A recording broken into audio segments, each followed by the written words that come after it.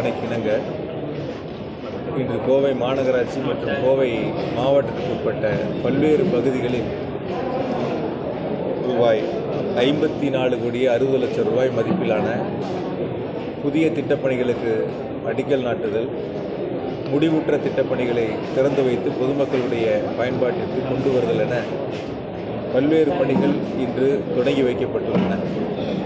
கோவை மாவட்டத்தினுடைய வளர்ச்சியில் முதலமைச்சர் அவர்கள் தனி கவனம் செலுத்தி ஒவ்வொரு முறையும் கோவைக்கு வருகை தருகின்ற பொழுது, அதேபோல் மற்ற மாவட்டங்களுக்கு செல்வதற்காக கோவை விமான நிலையத்திற்கு வருகை தருகின்ற பொழுதும் தொடர்ந்து மாவட்டத்தினுடைய வளர்ச்சியில் மதிப்புக்குரிய மாவட்ட ஆட்சித்தலைவர், மாநகராட்சியினுடைய ஆணையர் உள்ளிட்ட அரசு துறை அதிகாரிகளிடத்திலே கேட்டு செயல்படுத்த வேண்டிய திட்டங்கள், நடைபெற்று கொண்டிருக்கக்கூடிய திட்டங்கள், முடிந்த பணிகள் என தொடர்ச்சியாக ஆய்வுகளை மேற்கொண்டு விரைவாக நடைபெறுகின்ற பணிகளை முடிக்க வேண்டும் என்று அறிவுறுத்தியிருக்கின்றார்கள்.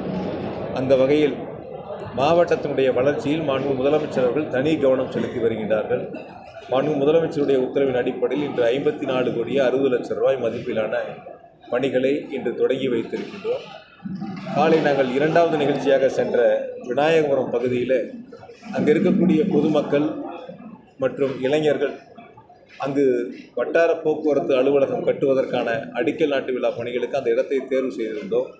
ஆனால் அந்த பகுதி மக்கள் எங்களுக்கு விளையாட்டு மைதானமாக அந்த பகுதி வேண்டும் என்று கோரிக்கையை முன்வைத்தார்கள். அவருடைய கோரிக்கையை ஏற்றுக்கொண்டு மாற்று இடத்தில் வட்டார போக்குவரத்து அலுவலகம் கட்டுவதற்கு இடம் தேர்வு செய்கின்றோம் என்று எடுத்து சொன்னவுடன் மகிழ்ச்சியில் அவர்கள் எங்களுக்கு இந்த விளையாட்டு மைதானத்தை கூடுதலாக மேம்படுத்தி தர வேண்டும், பல்வேறு பணிகளை மேற்கொள்ள வேண்டும் என்று கேட்டுக்கொண்டார்கள். உடனடியாக நாங்கள் அதை மேற்கொள்கிறோம் என்ற உறுதியை அவர்களிடத்தில் அளித்திருக்கின்றோம். எனவே மாவட்ட வளர்ச்சி என்பது பல்வேறு திட்டப்பணிகளை கொடுத்து மாண்பு முதலமைச்சர் அவர்கள் மற்ற மாவட்டங்களை விட சிறப்பு கவனம் செலுத்தி கோவை மாவட்டத்தின் வளர்ச்சிக்கு உறுதுணையாக இருக்கின்றார்.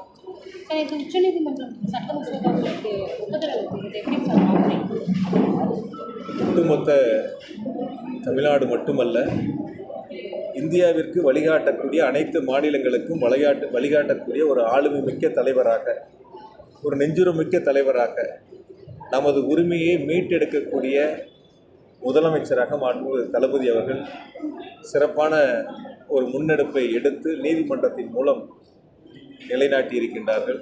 இது ஒரு வரலாற்று சிறப்புமிக்க தீர்ப்பு.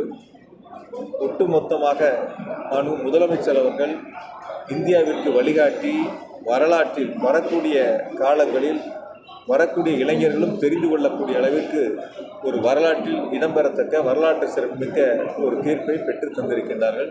தமிழ்நாட்டு மக்களுக்கான தீர்ப்பு மட்டுமல்லாத இந்தியாவில் இருக்கக்கூடிய அனைத்து மாநிலங்களுக்கான தீர்ப்பாக மாண்பு முதலமைச்சர் பெற்று தந்த தீர்ப்பை நாட்டு மக்கள் அன்போடு வரவேற்றிருக்கின்றார்கள்.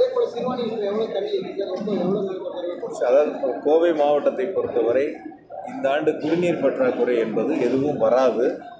ஏன்னா அந்த அளவிற்கு முன்னெச்சரிக்கை நடவடிக்கைகள் எடுக்கப்பட்டு முழுமையாக அதற்கான பணிகளை மாவட்ட நிர்வாகம் மேற்கொண்டிருக்கின்றன. தேவை ஏற்படக்கூடிய பணிகளையும் விரைவாக நடத்தி கொண்டிருக்கின்றோம். குறிப்பாக பாதாள சாக்கடை போன்ற பணிகளை விரைந்து முடிக்க வேண்டும் என்று அறிவுறுத்தப்பட்டு அந்த பணிகள் சிறப்பாக விரைவாக நடைபெற்றுக் கொண்டிருக்கின்றன. எனவே இந்த ஆண்டு மட்டும் கோவை மாவட்டத்தை பொறுத்தவரை எந்த விதமான குடிநீர் பற்றாக்குறையும் ஏற்படாது.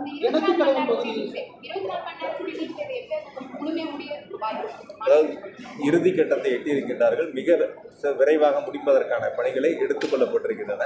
இன்னும் என்னென்ன தேவைகள் இருக்கிறதோ, அதாவது குடிநீர் திட்ட பணிகள் மட்டும் இல்லை, ஊரக பகுதியில் இருக்கக்கூடிய சாலைகளை மேம்படுத்துவதற்காக ஏறத்தாழ 30 கோடி ரூபாய் இந்த ஆண்டு முதலமைச்சர்கள் நிதிகளை வழங்கியிருக்கின்றார்கள்.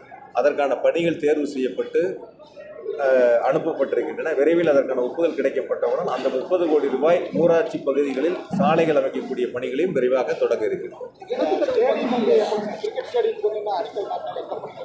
அதாவது ஒரு விஷயங்கள் அரசியல்வாதிகள் கேட்குற கேள்விகளை பத்திரிகையாளரும் கேட்குறீங்க.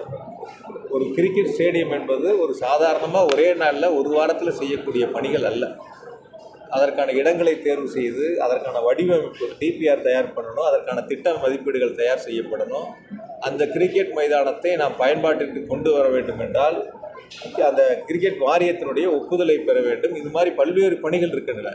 பொதுவாக பத்திரிகையாளர்னா அரசியல்வாதிகள் கேட்குற கேள்விகளைப் போல எந்தெந்த பணிகள் எத்தனை நாட்கள் இருக்குது, யாருடைய ஒப்புதல் வேண்டும்ங்கிறது இருக்குது. பயன்பாட்டுக்கு கொண்டு வந்து கட்டடத்தை முடிச்சுட்டு மைதானத்தை திறந்து வச்சா மட்டும் பயன்படுத்த முடியாது.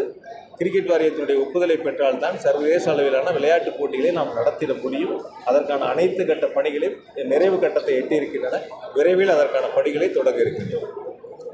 கிணத்துக்கடவு பகுதியில் சித்திகா என்கின்ற மாணவியை பள்ளி வளாகத்தில் வெளியுட்கார வச்சு அமர வச்சு எக்ஸாம் எழுதி வச்சிருக்காங்க.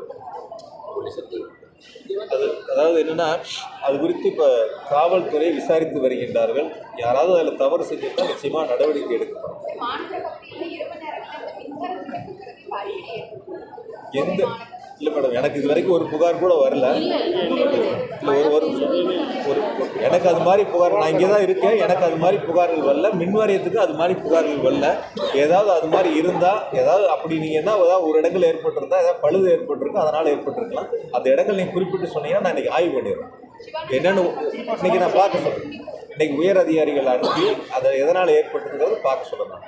பொதுவாக நீங்கள் என்னென்னா, ஒரு பத்திரிகையாளருக்கு ஒரு தோற்றம் வந்துடுது, டீக்கடையில் பேசுகிற மாதிரி உட்காந்து எங்கேயாவது செவிவழி செய்திகளை சில நேரங்களில் கேள்வியாக முன் வச்சுறீங்க. தமிழ்நாட்டை பொறுத்த வரைக்கும் இந்த ஆண்டு கோடை காலங்களில் எந்தவித பாதிப்புகளும் இல்லாமல் சீரான மின் நிலையத்திற்கான அனைத்து நடவடிக்கைகளையும் மாநில முதலமைச்சர்கள் எடுத்துள்ளார்கள். தேவைக்கேற்ப ஏறத்தால் 6000 மெகாவாட் அளவுக்கு கூடுதலாக நமக்கு மின்சாரம் தேவை இருந்தது. அதை முழுவதுமாக டெண்டர் மூலமாக கொள்முதல் செய்து அதற்கான பணிகளை நிறைவு செய்திருக்கிறோம். கோடை காலத்தில் மிக சிறப்பாக எந்தவித தடையும் இல்லாத சீரான மின் நிலையத்திற்கான அனைத்து பணிகளையும் மேற்கொண்டிருக்கிறோம். நன்றி.